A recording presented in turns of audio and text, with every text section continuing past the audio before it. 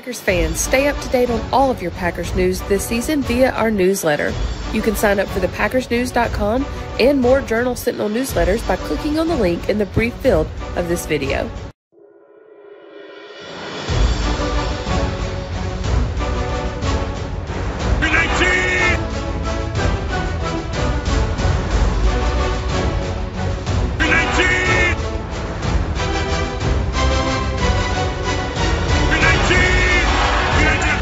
Packers fans, and welcome into the Green 19 podcast from JS Online and PackersNews.com. I'm Kassidy Hill, joined by Tom Silverstein and Ryan Wood, who are coming to us from US Bank Stadium in Minneapolis, Minnesota, where the Packers have dropped their Week 1 game 23-7 to their NFC North rivals. Guys, seems to be becoming a little bit of a pattern here for the Packers to come out flat in Week 1 and start 0-1. As quarterback Aaron Rodgers, though, said after the game, this game was not as bad as last year's Week 1 loss because it was 4 points better. I mean, that's just basic math, right, Spoon? It was 4 points better. Yeah. What are you going to say? You know, the margin of victory was better. So they're getting closer each week or each year. They get a little bit closer. That's what I wrote in my lead was at least it wasn't 38-3. It was 4 points better on offense. It was 15 points better on defense. It wasn't 38-3, but it kind of felt like that at times. It did. A lot of slow moments, especially in the first half for the defense, allowing, as many of them said, the one guy who can't beat them to beat them. Justin Jefferson finished with, I need to pull it up because it was an absurd amount of yards. It was his best game of his career, and this is a guy who had the best first two seasons in NFL history. He finished with 9 receptions for 184 yards, 2 touchdowns, including a long of 64. Spoon, Ryan, Justin Jefferson told Vikings reporters after the game that he was so shocked Jaire Alexander wasn't on him on that 64-yard reception that it shook him up.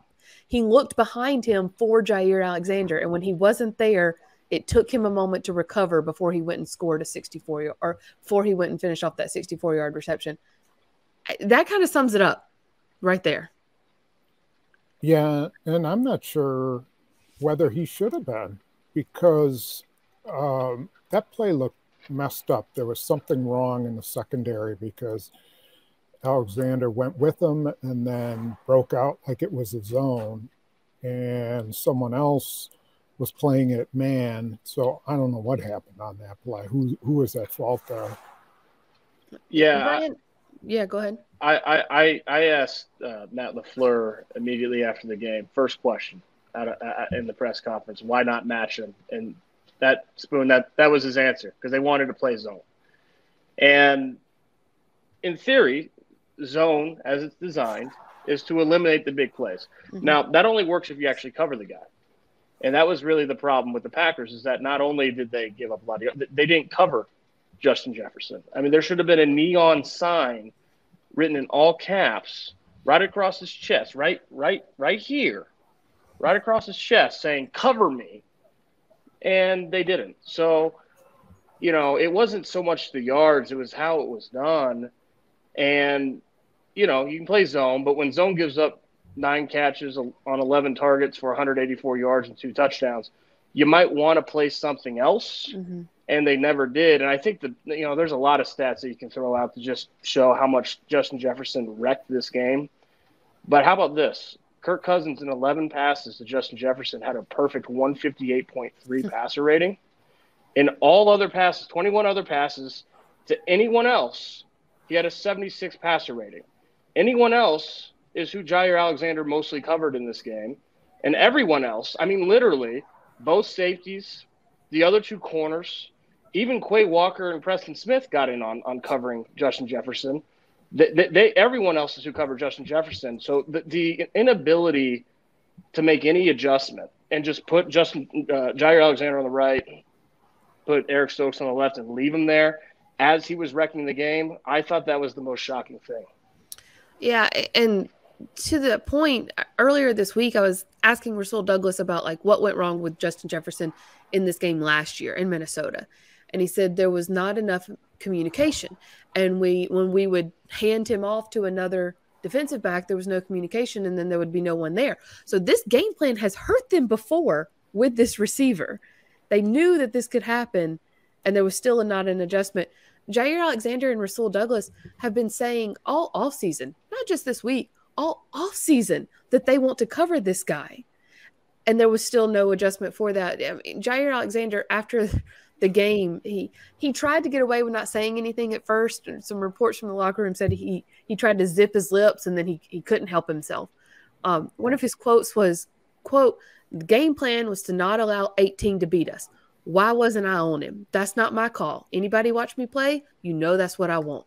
As we said, he made it clear all offseason that's what he wanted. I mean, there were a couple of times that I remember him on Justin Jefferson.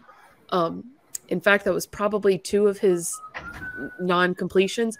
One of them was down inside the 10-yard line, and Jaire had him, and Jaire was able to get an offensive pass interference call on that play. And then another time, Jaire was on him on the line on a 3rd down, and because he had him covered up, Kirk Cousins had to go to Osborne instead, and that's when Keyshawn Nixon just met him at the line of scrimmage and stopped and had to force a punt.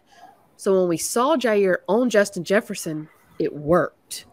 I mean, is that Spoon? You disagree? Yeah, well, so if you're going to play Justin Jefferson man-to-man, you have to commit to playing man-to-man just about everywhere, because they're going to put him in motion. Alexander's going to be running all over the defense. I think they could have matched maybe side to side and had him anytime Jefferson was on the left, you put him on the Packers' right. If he's on the right, they put him on the left. But you have to commit to playing man-to-man, or else come up with a Bill Belichick type scheme to pull that off. And they don't have that kind of a scheme.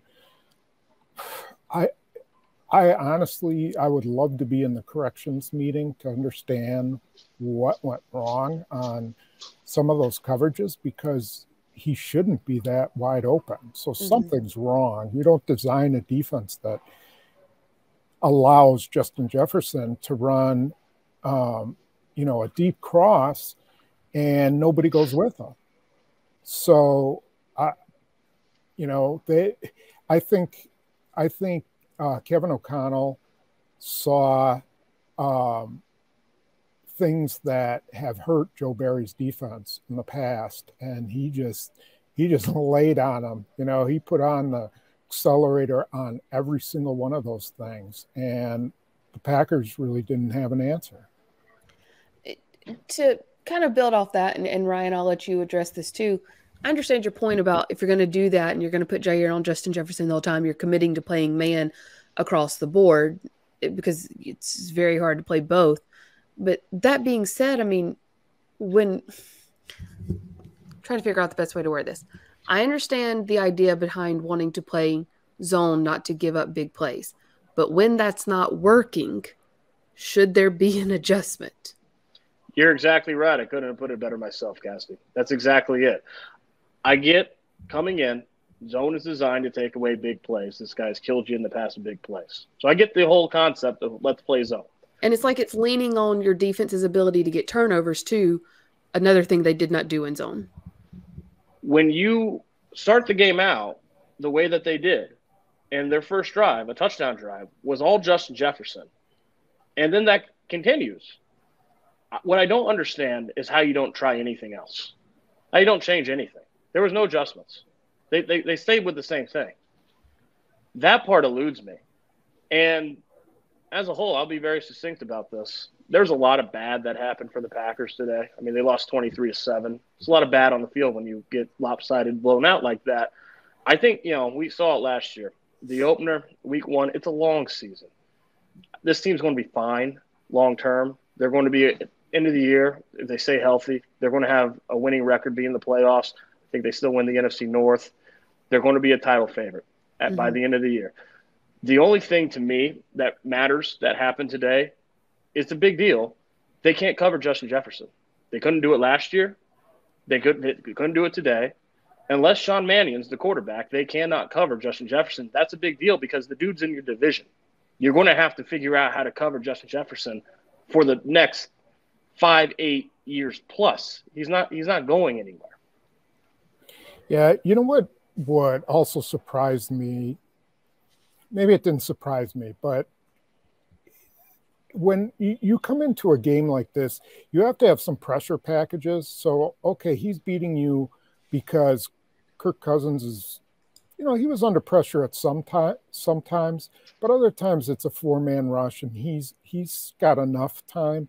You got to have a pressure package where then you can put Alexander on Jefferson and you go man. You start bringing some people at him, and Joe Barry didn't do that at all. That's not what he does, but still, you've got to have a pressure package to get Kirk Cousins off his spot. I don't understand that. Here's the thing. I don't disagree with you because, that's football 101, right? Pressure the quarterback, make him feel uncomfortable. That's what the Vikings did to Aaron Rodgers today. That's football 101. The thing I'll say, though, is when you don't cover a guy and that's the guy you don't cover, I don't think any amount of pressure in the world matters. They didn't cover him. Yeah, but they were long.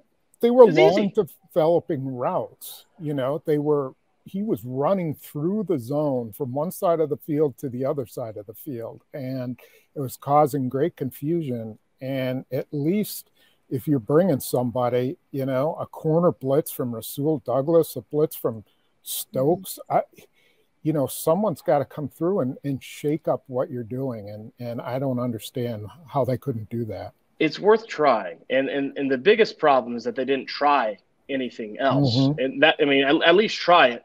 I don't know if it makes a difference, but the reason I don't know if it makes a difference is because we didn't even see it. They didn't try it. The thing is, though, the other part about zone, there were a ton of miscommunications out there. It was so easy because they couldn't communicate, and zone is about communication. So not only you're playing zone and he's wrecking you in zone, he's doing whatever he wants against your zone, but then on top of that, you're seeing all these miscommunications and how wide open the one guy you got to cover is getting. And even with those miscommunications, they're not willing to do anything else. What they did today made no sense. Speaking of getting to the quarterback, and actually before we head into this conversation, just a little NFL news, because this might, depending on the timeline, affect the Packers here in a few weeks. Dak Prescott is headed for surgery and will be out for a while with a hand injury. So that could definitely affect the Packers in a few weeks. Speaking of affecting and getting to the quarterback, Aaron Rodgers was sacked 4 times. Zadarius Smith led it off and then did his signature Army Crawl celebration. He was credited with only 1 sack, but LaFleur and Rodgers kind of gave him credit for 2 because he got into the backfield at one point and pressured Rodgers into a sack from Hicks, which also caused a fumble. That was on the first drive of the third quarter when the Packers offense needed literally anything else to happen. The only thing that could have been worse was a pick 6. That being said, Zadarius Smith said all week this is what he wanted. That's why he went to Minnesota, was to play the Packers twice, to sack Aaron Rodgers. He said after the game to be on this side and get to sack my quarterback was special, meaning sacking Aaron Rodgers. So I thought that was an interesting terminology there. How much of that, Ryan, was Zadarius Smith? How much of that was Jake Hansen and a sort of patched offensive line? Well, Kassidy, let's not forget maybe the biggest play he made all game, which was the 4th and 1 crash down from the right edge. That was a game changer, and he made that play happen by how stop me if on the goal line. Wondered this before that 4th and goal. Yeah. Stop me if you wondered this before. Can Zadarius Smith play the run? Yeah, he played the run. 4th and goal. He crashed hard off the edge. I think Aaron Rodgers said after the game that maybe if he kept it, he would have walked in because that entire edge got crashed. But he didn't. And, that more than the sacks and the pressure, and Zadarius Smith as a pass rusher did what Zadarius Smith does. He made his presence felt. That was probably the biggest play he made all day. So, look, he made it very clear. He wanted to play this team. He came back to the NFC North after the deal fell through with the Baltimore Ravens this offseason. He wanted to play this team. He did not hide that fact. And if you're going to talk like that, you better back it up. He absolutely backed it up. So you got to imagine he felt pretty good about how this day went. Yeah, Kevin O'Connell said after the game, he was asked, was Zadarius Smith the spark your team needed today? And he said, my only worry with Z coming into this game is that he would be too hyped up, but he definitely is who got us all going. Said a lot about what Zadarius Smith kind of did in that locker room before this game. Because these revenge games can be dangerous. They can swing one of two ways, and it seemed to swing Zadarius Smith's way on Sunday. But Spoon, just to kind of take the other side of that argument there, was this offensive – let me back up. With 2020 vision, looking back at how the game went, do you support the decision to sit Bakhtiari and Jenkins? Oh, I mean, I don't think it was a decision. I think it was a, medical thing. I don't think David Bakhtiari, we talked about it in the podcast. We talked about it all week that there was no way he was going to play. The guy had not practiced enough to be back. He had just been back. He maybe practiced in pads 2 or 3 times. I think this is a process. And I thought Elgton Jenkins pretty much told us this week that he wasn't going to play when he said this thing takes time. And I don't think it was even a question of whether they could throw them out. I think it was a medical decision that they can't. That McKenzie told them don't do it, and I think it was the best decision. I do. Whatever is the best decision for them long term versus one game is fine.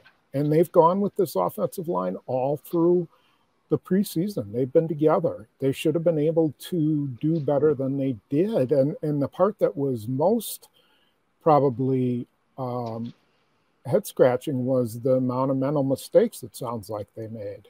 I mean, I want to hear more about it from LaFleur, but Rodgers sure indicated that there were a lot of mistakes up front. And it wasn't like Minnesota did anything that complicated. They kept both safeties back. I've never seen Harrison Smith play as deep as he did against the Packers. He made a living in, coming up onto the line of scrimmage against Rodgers in the Mike Zimmer defense. I don't think I saw him up there once. They just sat back in a cover 4, cover 2 kind of set and took away everything. That was something that Greg Olson, the color commentator, noted several times during the game was look how far back the Viking safeties are playing. It seemed just as shocked as you did, Spoon. To your point about like this is who they've kind of rolled with all during training camp, was it just, I guess maybe the placebo effect or seeing things that weren't there? It felt like this offense had its best drive of the day when Zach Tom came in after John Runyon left to be evaluated for a concussion. That's when they put together the only touchdown drive of the day they had was Zach Tom's first drive. I mean, is that coincidence, Ryan or Spoon? You looked like you wanted to jump on that. Yeah, that's coincidence. The reason they moved the ball on that drive was because they went with Dillon and Jones for most of that drive. They either had them both in the game or they used one of them. They got them matched up with linebackers. Aaron Jones had just that Aaron Jones run should have been what Zadarius Smith's sack and what Justin Jefferson's touchdown was. I mean, that thing was, he was breaking tackles right and left. The sideline was just, in a frenzy after that. And why you would, and they finished the drive off, giving the ball to Dillon. Why you would all of a sudden stop doing that, I don't know. I don't get it at all. I'm shocked that they did not go with their 2 best players on offense more. And it's not just because the score got out of hand. I mean, sometimes you get down early, the run game can fade. That's how it works. But even when the score was in hand early, they came out with a mentality of balance. And they threw it more than they ran it from the very beginning. And there's really 2 things that shocked me today. One was that the Packers never adjusted out of zone coverage against Justin Jefferson. And the other is that A.J. Dillon and Aaron Jones had 15 carries combined. They averaged more than 6 yards per carry. It's not like they weren't getting production on the ground. They were getting production on the ground when they got the ball, but they were not getting the ball. You knew all camp, all offseason. You knew since St. Patrick's Day, when they traded Devontae Adams, that this offense has to operate with the bedrock being those two guys in the backfield. And you just kind of took it for granted, like, of course they know. Of course it's going to be Aaron Jones and A.J. Dillon, Aaron Jones. They're going to be on the field together. They're going to rotate in. That's going to be the foundation of this offense. They come out today, and that was not the foundation of this offense. I mean, that was shocking. Yeah, to kind of build off of that, Ryan, as you mentioned, they had 15 rushes between them, only 23 touches between them, because we've heard so much about how they could also be used in the passing game. We've seen it in training camp. A.J. Dillon did lead all receivers. He had, I believe it was 5 receptions. Yes, 5 receptions for 46 yards. But between he and Aaron Jones, they touched the ball 23 times. Well, Spoon, and how often only should it be? And only 4 times in the last 20 minutes. So Really? the last 20 minutes of the game, from the 5, I think it was 5:30, whenever it was that Dillon scored, they touched it 4 more times combined. So, and you remember that was that series where Rodgers kept trying to find something down the field. He was lucky he hit Dobbs. Somehow Dobbs got wide open, and then he took a sack, and then or there was a sack before that, and then he hit Dobbs, and then he took another sack. And it was what that offensive line needed to do was line up, throw Mercedes Lewis out there, maybe throw Tanyan out there too, and just pound it. If they're going to keep both safeties back, pound it and get that line some confidence. And to that point, Spoon, touches are usually the more important barometer for how much a dual-purpose back is used. It's just getting them the football. But in this game, the 23 touches weren't the problem. It was the 15 carries. The 15 carries were the problem because they had to run the ball, especially when you're down your best 2 pass blockers and your top receiver. And you know that going into the game. You're going to be relying heavily on 2 guys that have never played in this league before, and Christian Watson and Romeo Dobbs, because you don't have Alan Lazard, and you don't have your full complement of pieces to protect Aaron Rodgers in the pass game. You have to run the ball. It's not just the 23 touches. It's 15 carries. That's nowhere near enough. No, but I would also say get the ball in their hands any way you can. This is one of those games where whatever you can do, get the ball in their hands. They're your 2 best players on the field. Your 2 best offensive players. And they did a pretty good job throwing it. I agree they needed to run it more. You're right.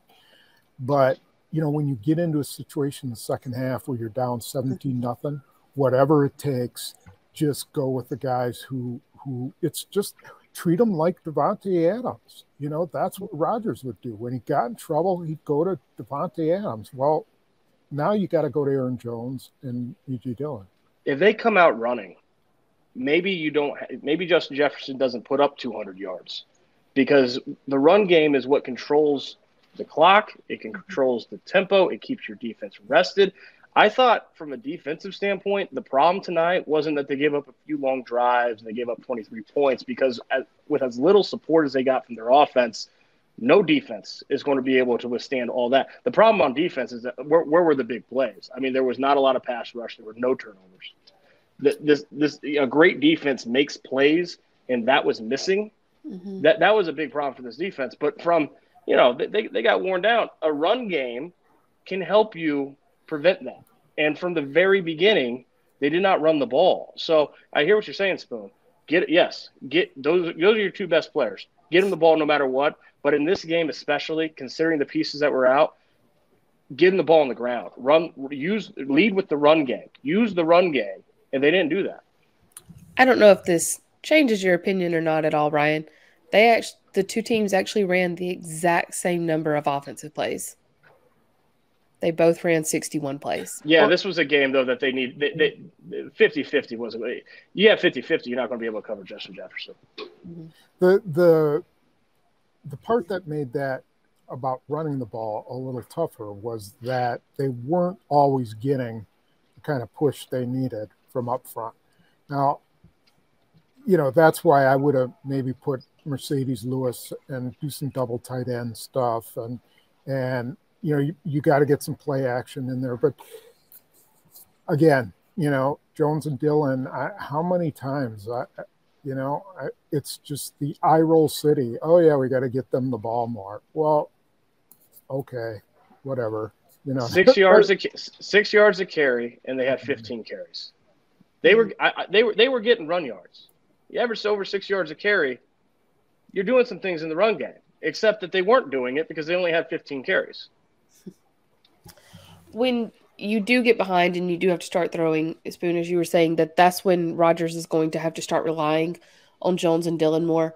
I don't know if you could tell this in the press box, but during the broadcast, Packers fans were given continuous updates on how Davante Adams was doing with the Raiders. There were several drop-ins just to check on Davante Adams. He was Rodgers' safety blanket. Rodgers told Aaron Andrews that. He's told us that he was that Davante was his safety blanket. Y'all have covered Aaron Rodgers longer than I have, so enlighten me here. When the times that he was seeming to try to force things downfield and he held onto the ball, you mentioned that he held onto the ball too long a couple of times, partly what led to, I would say, at least 50% of those sacks. Is that Rodgers trying to play hero ball? Is that guys not getting open? Is it a combination of the two things? I mean, is he the sort of guy that would play that game, Spoon? So I think they had a game plan that was pretty diverse. I think they wanted to run the ball some. They wanted to pass the ball. They wanted to get Watson involved. They wanted to get Dobbs involved. And I think that was fine. But once you got behind 17-0, then you do whatever it takes to win. And getting the ball to those guys was not going to be the answer to winning. And so Rodgers, I think, approached it a lot like he has other games that I don't know if it was hero ball, but I think it was, this is what he knows. He can pass a team, back into a game. Mm-hmm. And rightly so, yeah, he can. But he's got to figure out that, in these situations, your best player are your running backs, not your wide receivers. That's just not the case right now. It's going to be Robert Tonyan. When Lazard gets back, it'll be him, and then Aaron Jones and Dillon. Those are your go-to guys. Robert Tonyan, in his first game back since tearing his ACL, had 3 catches on 5 targets for 36 yards, including a long of 23. And that long of 23 was mostly a catch and run. So good to see him sort of turn and get upfield and get around a defender. All of that to say, Ryan, how long can this offense go without needing Allen Lazard back? Yesterday? It's a good question. I mean, I don't mean to – he's their wide receiver one. I don't mean to undersell Allen Lazard. It matters. But if you're not going to run the ball, because this offense is designed for Aaron Jones and A.J. Dillon to be your best 2 players. So if you're not going to run the ball, Allen Lazard doesn't tip the needle that much, right? He's not Davante Adams. You got Davante Adams, okay, don't run the ball, just throw it to 17. But he's not Justin Jefferson. He's not Cooper Kupp. He's not Stephon Diggs. He's a solid receiver. And, yes, they need him back for sure because he's their best receiver. And then you're playing the rookies less and you're relying on Romeo Dobbs and Christian Watson less. But if they don't run the ball, I don't know if it really matters. And this offense 100% has to be able to run the ball and not just a little. Well, after all that, let's talk more about the passing game. We saw the first play. Okay, Spoon called the first play on our podcast a couple of days ago. Yes, he did. And then tonight, after the game, Ryan, if listeners didn't catch this, Ryan asked Matt LaFleur when he came up with the play, And he paused. And in that 2-second pause, I just knew he was about to say, "Oh, I got it from Spoon after they listened to the podcast." I'm 1000% convinced that that's where he got it from and that's what he wanted to say. All that being said, the first play was a deep shot to Christian Watson, and he had it. He got separation from Patrick Peterson. I think he had more than 3 yards of separation from him. Aaron Rodgers put it on the money. It was a perfect ball, and he dropped it. And Matt LaFleur had warned us this is going to be an imperfect game with the rookies. Rodgers said afterwards he can live with the drops. He can't live with the mental mistakes. All of that to say, that would have been quite an introduction for Christian Watson and something that I would imagine they want to get fixed ASAP. Spoon, is the drop as much of a concern to you, or is it not a concern, sort of like Rodgers was saying, and more the mental mistakes that need to be addressed? It's absolutely a concern. That was his knock in college, was that he dropped the ball too much. And he dropped a lot of balls just like that one. Scouts knocked him big time. I mean, there were some scouts who didn't like him at all because he dropped the ball so much. So, yeah, that's really worrisome. The part that probably encouraged them was that he didn't, crawl up into a ball after that. And he contributed quite a bit in the run game. I thought his blocking was outstanding. Probably as good as, well, not as good as Lazard's, but it was right there. I mean, he was blocking better than some of the offensive linemen. So they at least know they've got a guy who's not going to just fall apart after a drop. But he's got to make those catches. That's all there is to it. And, Spoon, I think the other thing that encouraged them, dude's really fast. I mean, he completely dusted Patrick Peterson. I mean, Aaron Rodgers called it a great route, and that's true. He ran a great route. So I think it had to be I'm not, the drop, you got to catch the ball. I mean, it's on a tee. It's as easy of a touchdown catch as you'll ever get at this level. But the hard part is what he did well, which is getting that wide open against Patrick Peterson, getting off the line of scrimmage and being completely wide open. If that's what he can do, if you're the Packers, I'm not saying you're not concerned about the drop. You got to catch the ball, but you almost got to, okay, if he can catch the ball, put that together with that speed and that route running, you've got something there, because you can't teach that kind of speed. It's innate. And I thought that was, he did the hard part pretty well. I have the news on in the background, and as we're talking about this, they're showing that play from 3 different angles. To your point about the blocking, Spoon, in my notes, I have him with at least 2 he sprung 2 pretty decent little pickups. He sprung A.J. Dillon and he sprung Bobby Tunyon on 2 different runs. And one was a screen, yeah. Yeah, and so encouraging to see that part of it.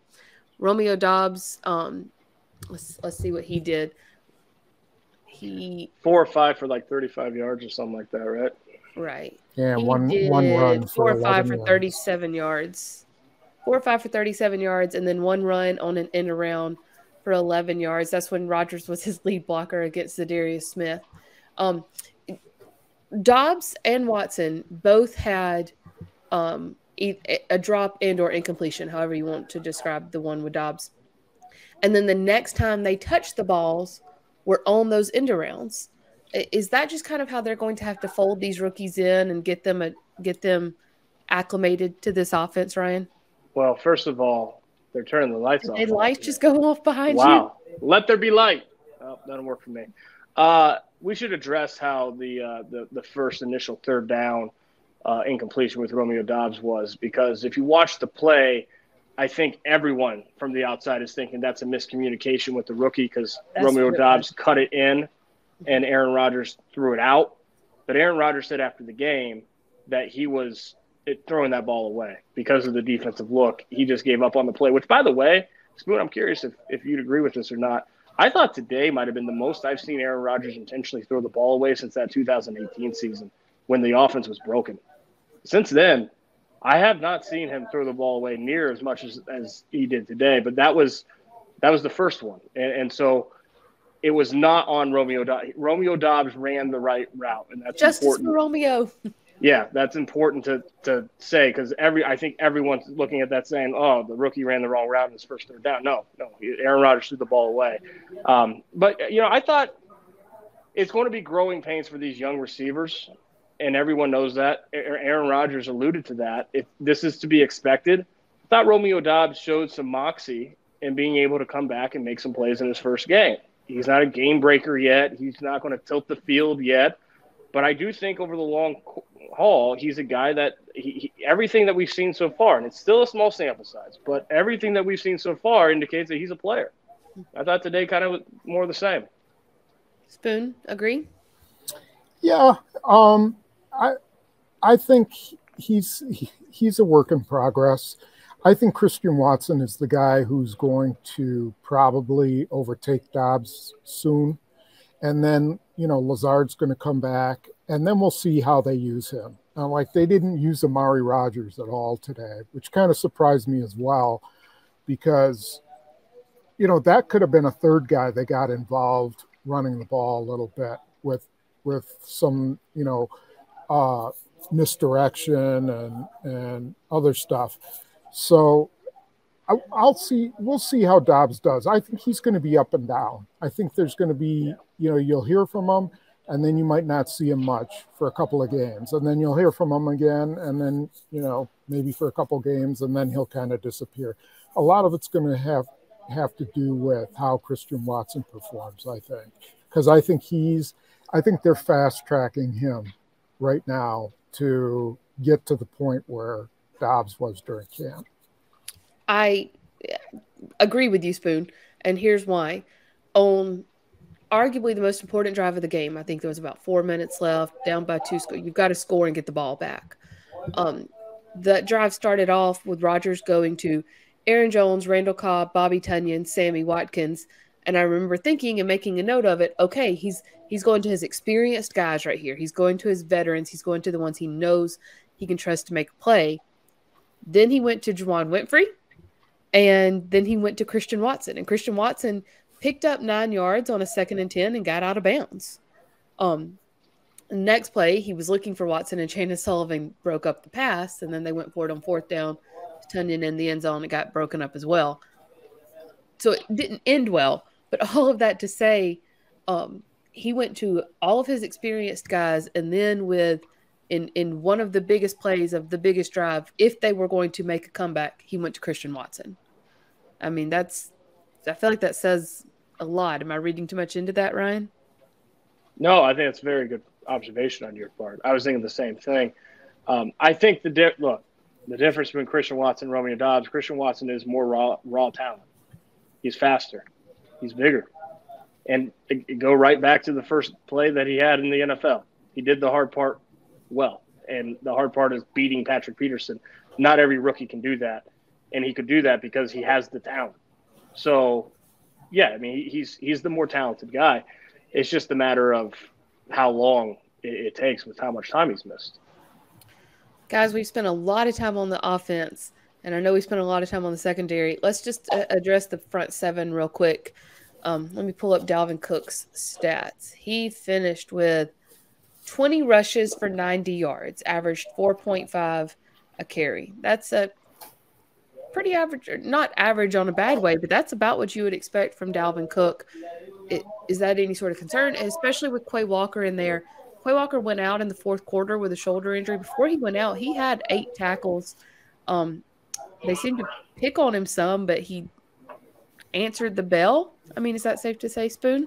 He was very active. He was all over the place. He also, I think, was partially responsible for one of Justin Jefferson's long plays. I think he blew his own coverage. So I don't know. He had a really active game, and that's what they need from him. I don't know how bad his shoulder injury is, but they need him on the field. Ryan, after Quay Walker did go out, Chris Barnes came in, and 5 plays later was hurt as well. He was taken off in a cart.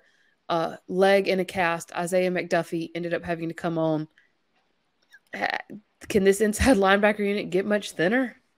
Well, what was a position of depth became thin very, very quickly. And that's the thing. They had impressive depth for them. I mean, comparatively, the deepest inside linebacker group they've had in a long time.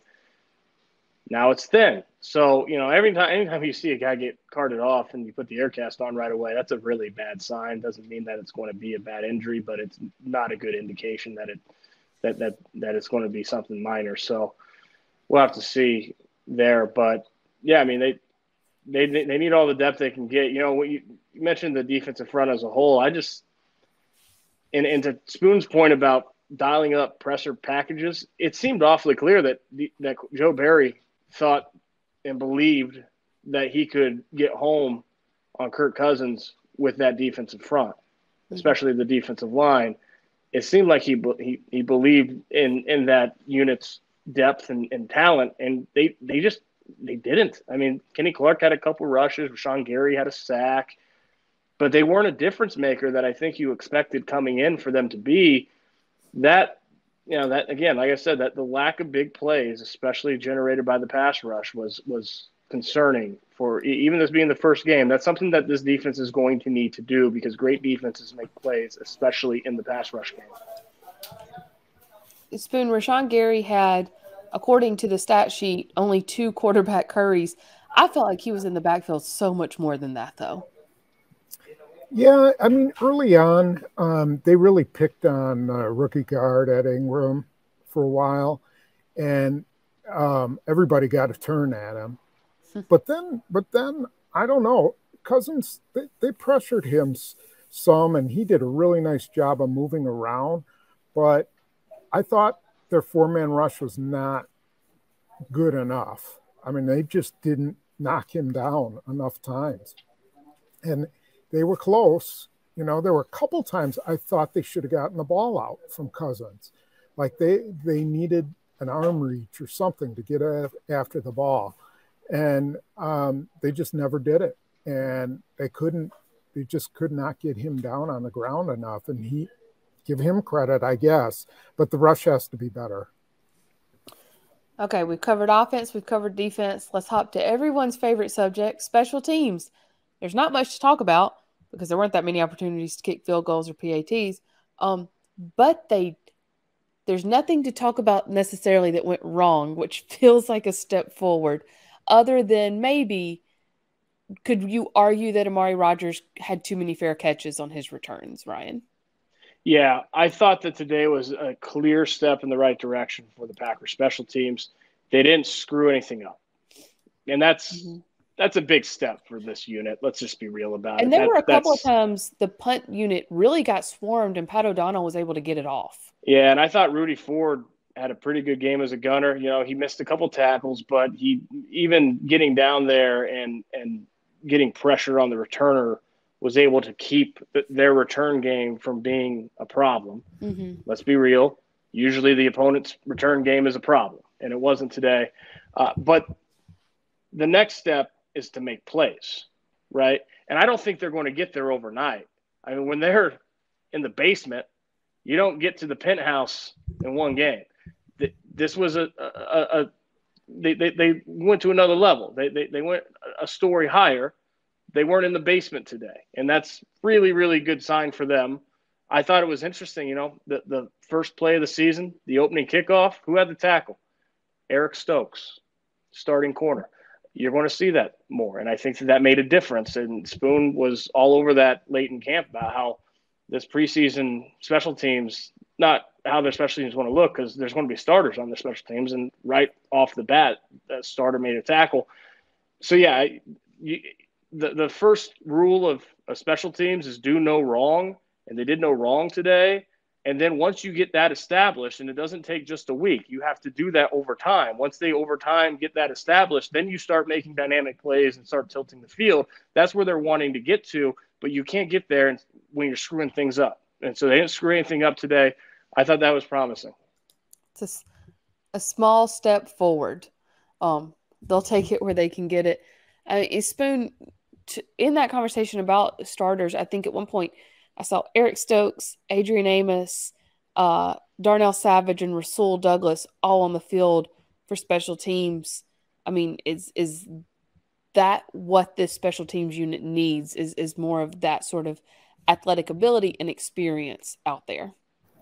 Yeah, they do. I think you'll see them in spot places. Like, you're not going to see Adrian Amos on 4 special teams units. You're not going to see Stokes on 4 special teams units, but they'll use them on 1. And I do got to say, though, the punt block unit, they're going to have to take a look at that, because I don't know that the Vikings were – I'm interested to see if they were just flooding the middle, or the Packers need to get some guys who are a little stouter, because it seemed like O'Donnell was under pressure every single time. Now, there was a pocket around him for him to punt, but boy, it was really narrow, and there were a couple times I thought they got really close.